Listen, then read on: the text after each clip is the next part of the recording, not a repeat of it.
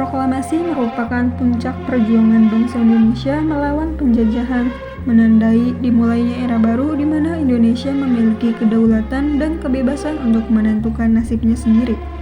Proklamasi juga bisa menjadi inspirasi bagi bangsa lain yang sedang berjuang untuk kemerdekaan dan menjadi tonggak bagi pembentukan Negara Kesatuan Republik Indonesia (NKRI) yang berkedaulatan dan berhukum.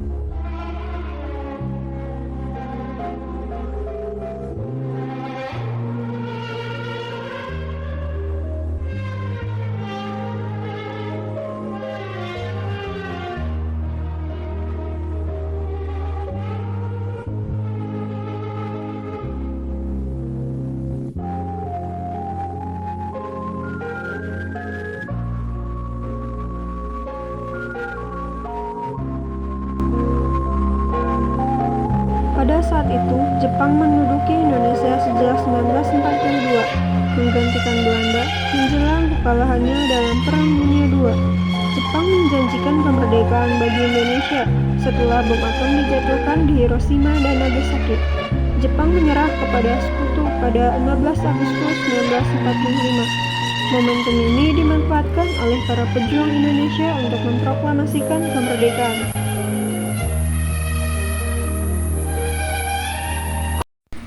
Tokoh utama. Soekarno berperan sebagai proklamator utama dan presiden pertama Republik Indonesia.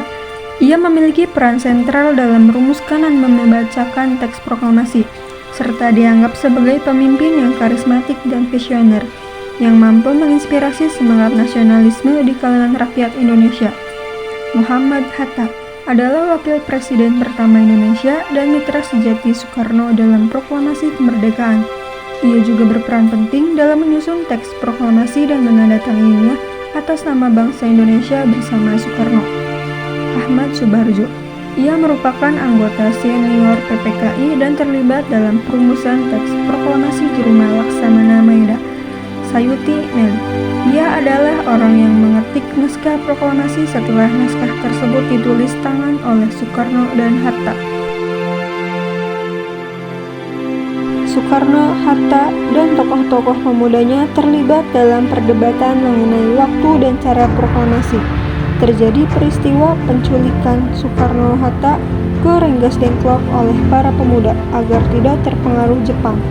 Setelah diskusi di Jakarta dengan Laksamana Maeda, teks proklamasi disusun oleh Soekarno, Hatta, dan Ahmad Subarjo. Peristiwa Rengas Dengklok terjadi pada tanggal 16 Agustus 1945 di Karawang, Jawa Barat. Pada peristiwa ini, sekelompok pemuda yang dipimpin oleh Serul Saleh, Soekarni, dan Wikana menculik Soekarno dan Hatta ke Rengas Dengklok. Tujuan utama mereka adalah untuk mendorong Soekarno dan Hatta agar segera memproklamasikan kemerdekaan Indonesia. Selama peristiwa ini, Soekarno dan Hatta dibawa ke rumah Bung Nur di Rengas Dengklok, di mana mereka diisolasi dari dunia luar. Para pemuda tersebut ingin agar Soekarno dan Hatta menyatakan kemerdekaan tanpa menunggu keputusan PPKI atau Panitia Persiapan Kemerdekaan Indonesia yang masih terkait dengan Jepang.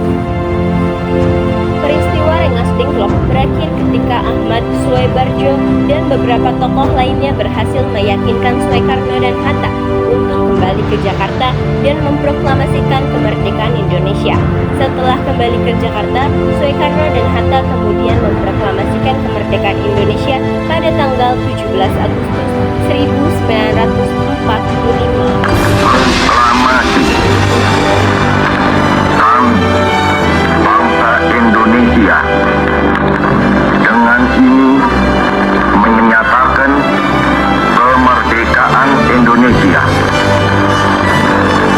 Hal-hal yang mengenai pemindahan kekuasaan dan lain-lain diselenggarakan dengan cara saksama dan dalam tempo yang sesingkat-singkatnya.